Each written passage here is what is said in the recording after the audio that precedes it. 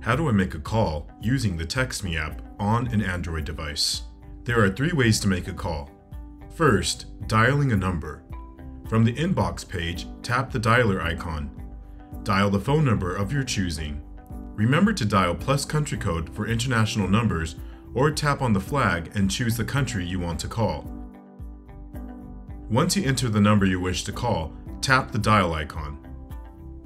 Second, calling from an existing conversation. Select an existing conversation and tap the call icon. Third, calling from your contacts. From the Inbox tab, select the 3 dots in the upper right.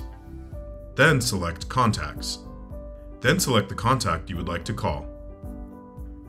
From here, click on the phone icon.